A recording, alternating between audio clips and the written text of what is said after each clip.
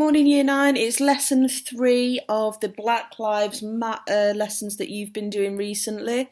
I'm Miss Singleton, if you can't tell from my voice, and I'll be talking you through today's lesson. We're going to be analysing Dave's song Black that he performed at the Brits this year. So, by the end of the lesson, you should be able to tell me who Dave is, how racism is explored through music, and how Dave uses language to discuss racism in his song Black. Okay, so by the end of the lesson, you're going to be really confident. So first task, I want you to pause the video here and read through the lyrics that have been sent out. It might take you 3 or 4 minutes to do so, but have a read through, and then I want you to complete those 3 questions. What's the song about? How does the artist feel about racism? How does the song make you feel and why? So pause here now.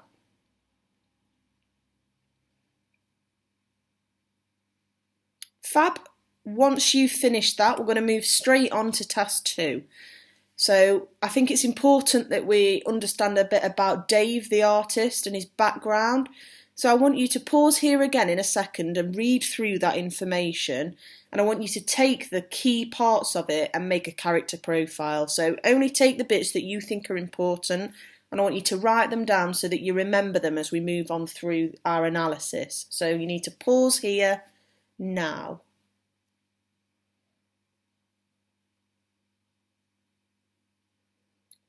Fantastic. So you should have the information about Dave. You should know a little bit more about him. He's quite an interesting person. I particularly like that he was going to study law but chose to focus on his music career, because I think you can really hear that in his song.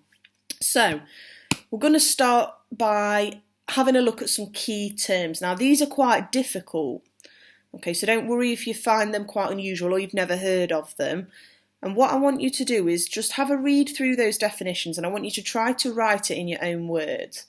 So we've got censorship, which is when you suppress or prohibit, which means ban, parts of books, films, news, any media that are considered obscene, so like inappropriate, politically unacceptable, or are a threat to security. So it's the idea that we ban certain things based on if they're inappropriate or we don't think they're politically right. Okay, so I might rephrase that into something a little bit simpler so I can remember it. So I'm going to just give you a minute here, pause, write those definitions down, and then we'll move on. Off you go.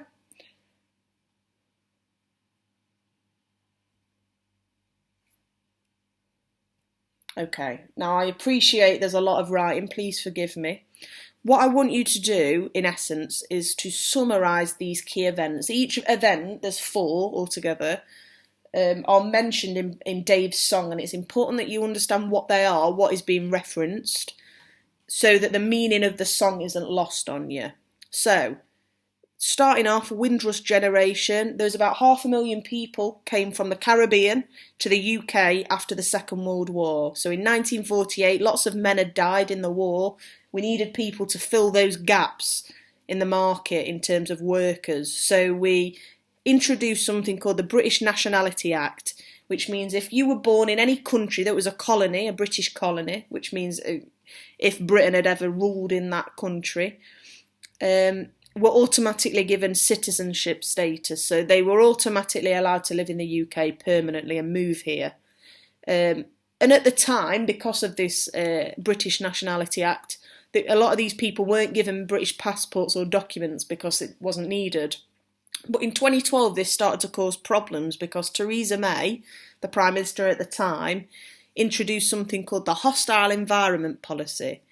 So she wanted to basically make it difficult to stay in the UK without having the right documents to prove that you deserved to be here, that you'd got the right to be in England or the UK.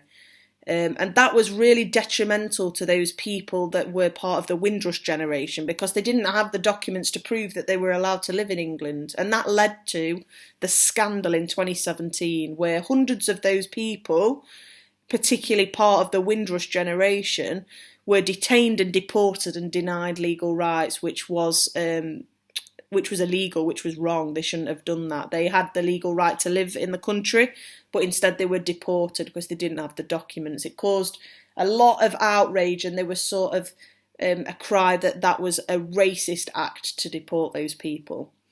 We've also got Grenfell, which was a block of council flats that burnt down in 2017.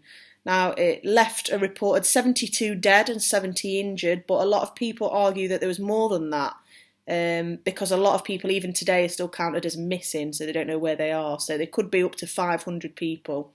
And it's recognised as the worst fire in like a residential home in the UK since the Second World War.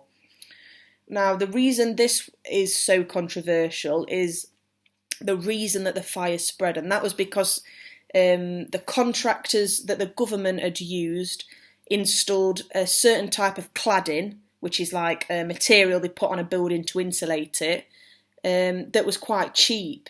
And because it was cheap, it was flammable, so it set fire really easily and was really destructive. And that was used against safety regulations that were given because it was cheaper than the cladding that was fire resistant. So instead of following the safety procedures, they sort of ignored it and installed something that was cheaper, and ultimately that meant that the fire spread much more quickly and was much more devastating. A lot of the people that lived in the flats were immigrants, and even 3 years after this has happened, some people still haven't been given a new place to live, which is suggestive that there might be racist undertones, some people argue. And even today, nearly 60,000 people still live in council housing insulated with that same cladding that is on Grenfell, or was rather. If you want to read any more about that, there's a little article there that can sort of explain that in more detail. So next to, we've got the death of Jack Merritt, who was killed in the London Bridge attacks in November. He was one of the 2 people who lost his life, and he used to work as a prison rehabilitation officer. So he, in essence, helped people whilst they were in prison, and when they came out of prison, to get them into work, to get them a house, to make sure they were safe, they were looking after themselves. And he believed that we should be giving more support to people in the prison system, and that the sentences that we give at the moment are too severe, too harsh, and that actually they're detrimental. That was his belief. And the last thing that Dave talks about in his song is the omission of black history.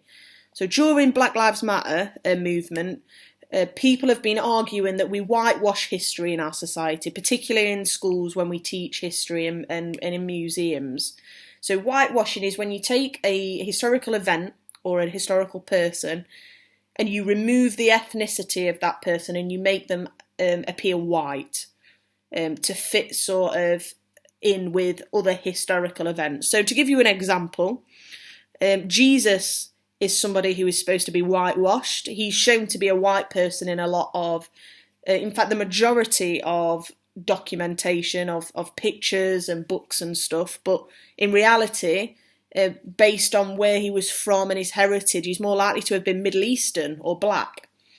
So that's one example. Another is ancient Egyptians. So we show them to look quite European.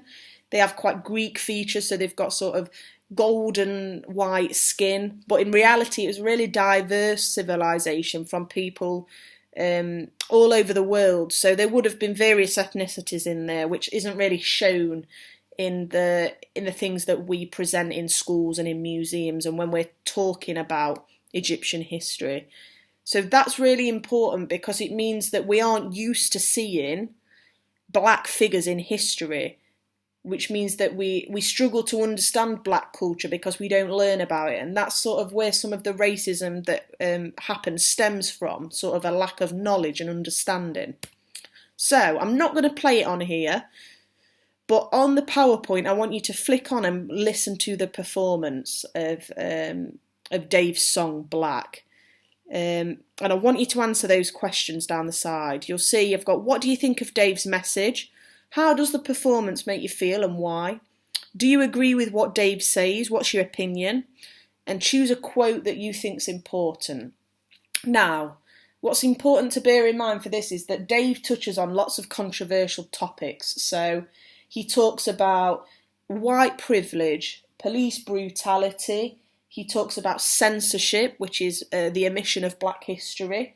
He talks about colonialism, which is when Britain and other countries invaded third world countries and took over, and so they could use the resources and the people however they wanted.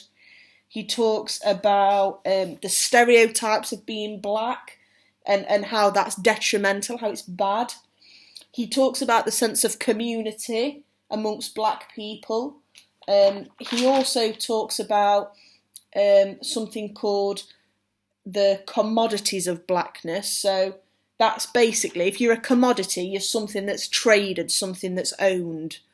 So you're dehumanised, basically. You're made out to be an object that you can buy and not a person. He talks about that when he's talking about slavery. I don't know if I mentioned cultural appropriation, but he also talks about that, which is when we take parts of a culture we like and we use them ourselves, but we reject the other parts of the culture that are a bit more problematic, that need support and help.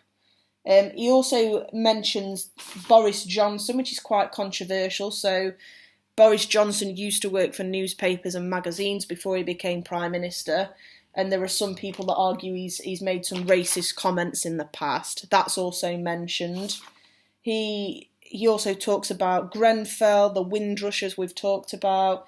He talks about reparations, so he thinks that black families whose ancestors were enslaved should be given some compensation for that hardship to help them get past the inequality that there is in society, and lots more. But I'm going to stop talking about it and let you listen to it. So pause here, have a listen, answer those questions. Off you go.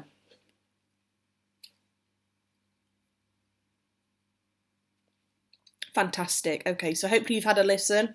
It's a really powerful, emotive performance, and I'm interested to hear what you think about it. So, I've chosen 2 quotes to show you an example of analysis here. So I've chosen, "Our heritage been severed, you never got to experiment with family trees because they teach you about famine and greed." And what I've done, I've chosen 3 language devices that I think are important in that quote to spread in the message about racism. So in this quote, Dave is arguing that black heritage, so black culture and families, have been severed. They've been split up and cut off through slavery and through sort of the racism of society at the moment. And he says, you never got to experiment with family trees because they teach you about famine and greed. So in that, he's sort of saying we never got to look at our family history and our ancestry because we learn about the bad things that happen to black people. We don't learn about the positives of the culture. And when he uses a violent verb and colloquial language and imagery, he's reinforcing that message. So I want you to have a read of that one in a second. The second quote I've analysed is from verse 3. So I'm going to read you the few lines before just to give you that context. And it says, black is so confusing because the culture, they're in love with it.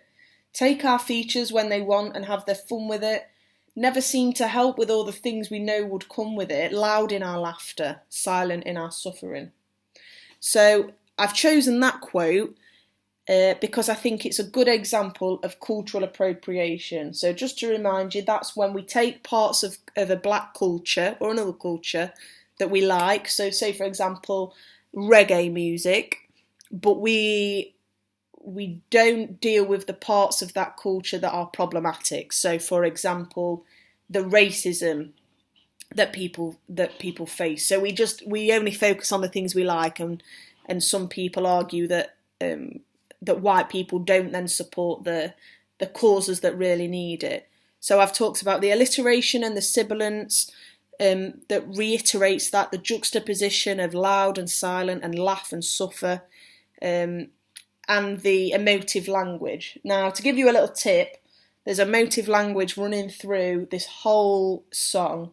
There's absolutely loads, nearly every word's emotive. Just emotive language means, in essence, make you feel a certain way. So suffering makes me feel upset and angry because it's a word that has connotations of like pain and like drawing out of something bad. So have a look for those examples, and that will really help you when you're completing this yourself. So spend a couple of minutes reading through my annotations. Now these are quite detailed. You don't have to do them in this much detail. I've just wanted to give you a strong example to work from. I want you to now have a look through and choose 3 quotations from that document of the lyrics. You can use the one you used earlier if you want as one of the 3, but make sure you've got 3, and I want you to analyse them in the same way that I have, looking for ways that languages have been used to describe racism. So all the description in this song is about racism, and you need to find the examples of that, okay? So I want you to pause here, choose and annotate your 3 quotes. Off you go.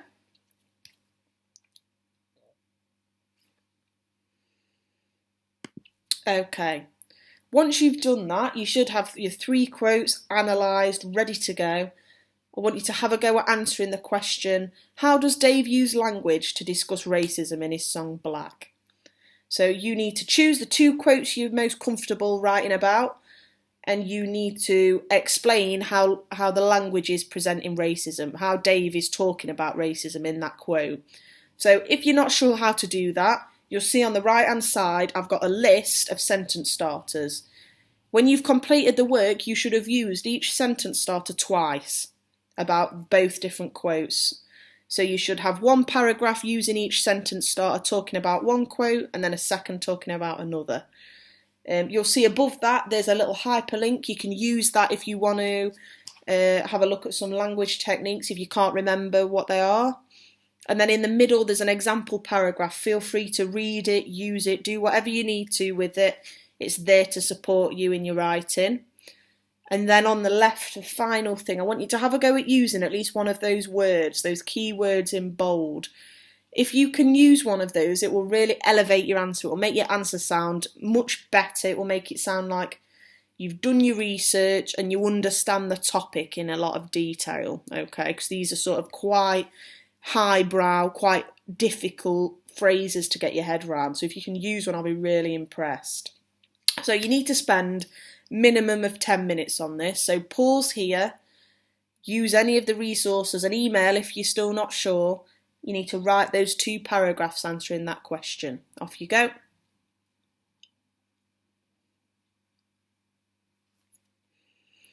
Okay, biggest part's over. Got 2 little tasks to do just as a plenary. I want you to rate out of 10 your confidence at answering those questions. We looked at them at the beginning. It was, who was Dave? How is racism explored through music? How does Dave use language to discuss racism in his song Black? You need to tell me out of 10 how confident you are at answering that question, particularly thinking about how confident you were at the beginning. How much has that improved? I want you to really sort of have a think about that. When you've given yourself those ratings for the questions, I want you to write down one thing you've learned from today's lesson, and that can be absolutely anything. I'm just nosy and like to know what you've learned. And once you've done that, that's everything. Well done for completing all the work. I know I've given you a lot of tasks today, but I feel like it's important that you research this really thoroughly before you start to write about it. It's important that you know various statistics and whatnot before you start. So well done. I hope you have a fantastic week and keep up the great work. Take care, Year 9. Bye.